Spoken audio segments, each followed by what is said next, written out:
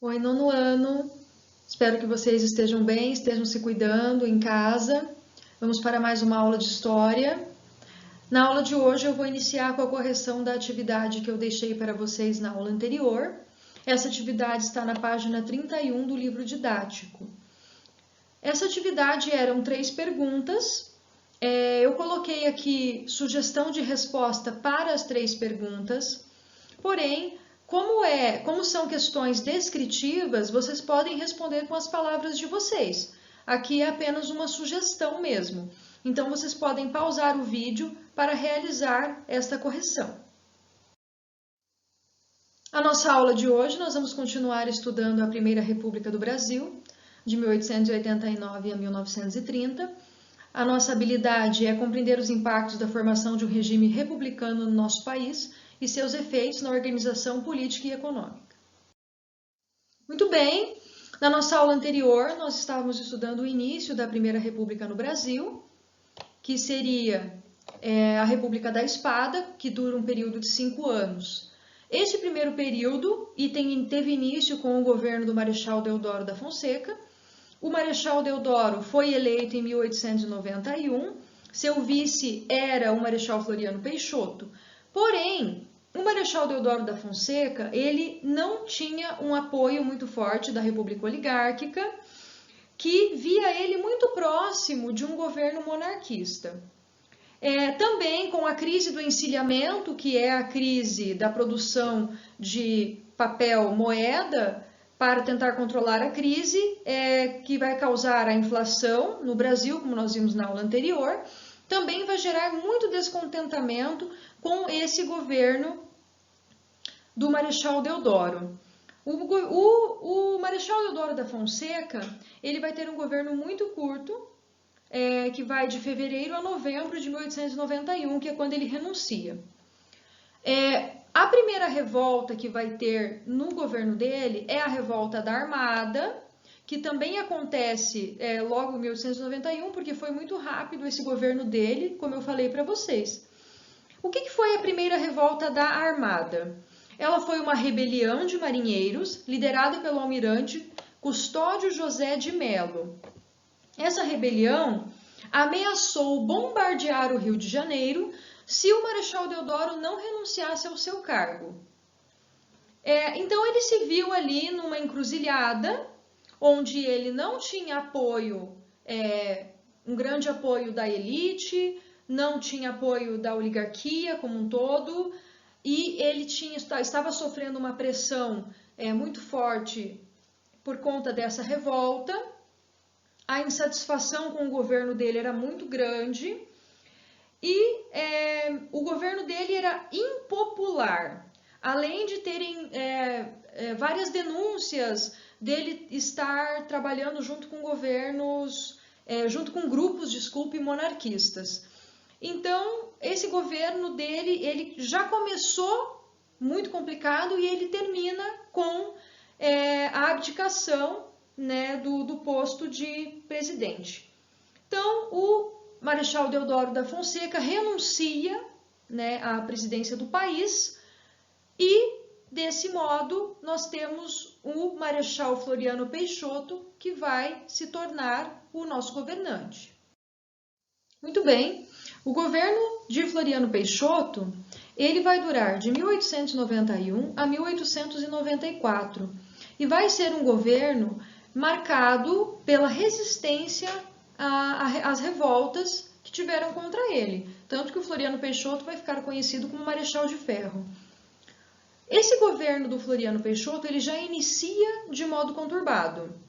Vamos relembrar que a Constituição de 1891 instituía que na renúncia do presidente ou vice dele em um período mínimo de 2 anos, novas eleições deveriam determinar o preenchimento do cargo, ou seja, quem iria ocupar a presidência. Mas Floriano assume a presidência logo após a renúncia do Marechal Deodoro e não ocorrem eleições. O que ele disse? Ele alegou que havia um artigo na Constituição que previa novas eleições somente se o governo anterior tivesse sido eleito por voto direto, não por votos do Congresso, porque o Marechal Deodoro tinha sido eleito pelo Congresso, não por voto popular direto.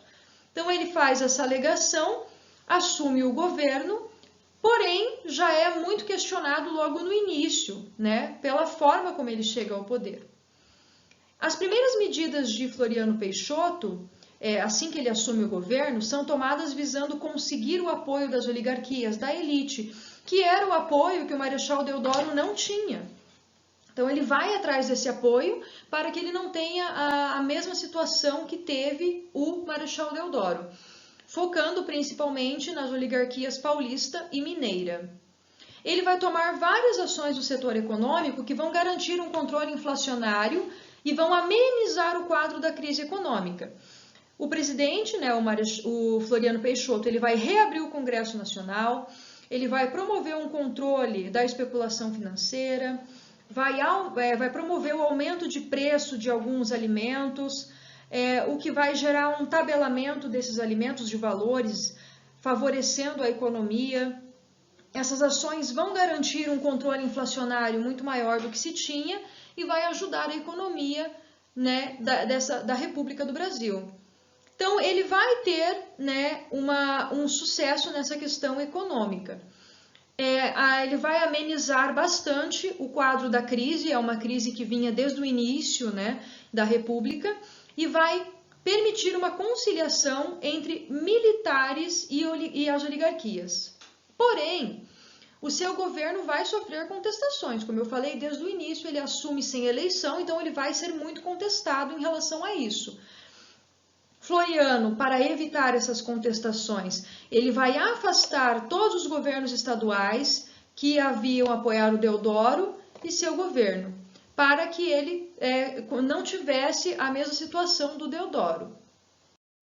Deste modo, podemos perceber que o Marechal Floriano Peixoto ele tinha pouca tolerância para lidar com questionamentos sobre a legitimidade do governo dele. Esse presidente, portanto, foi um presidente militar, linha dura, que vai enfrentar os seus opositores com muita violência e repressão, o que garante para ele, como eu havia falado anteriormente, o título de Marechal de Ferro. Dentre esses movimentos de oposição, ele vai enfrentar também a Segunda Revolta da Armada, que vai ocorrer em 1893. A Segunda Revolta da Armada, novamente, colocava em xeque a legitimidade do governo do Marechal Floriano. Liderados pelo almirante Custódio José de Mello, novamente, os marinheiros realizam um levante armado pedindo a renúncia do presidente. Só que dessa vez, eles não vão só ameaçar. Da primeira vez, eles ameaçaram o governo do Marechal Deodoro, mas não houve ataque. Dessa vez, eles realmente vão atacar e bombardear a Baía de Guanabara. Floriano, entretanto, vai agir de forma muito rápida contra esses rebeldes. Ele vai agir de uma forma muito violenta e com muita repressão em cima deles, fazendo com que esses rebeldes fujam pelo litoral sul para escapar do Floriano. Esses rebeldes, então, em fuga, vêm parar em direção aqui ao Paraná e Santa Catarina. Em Santa Catarina, eles vão encontrar com outro grupo revoltoso.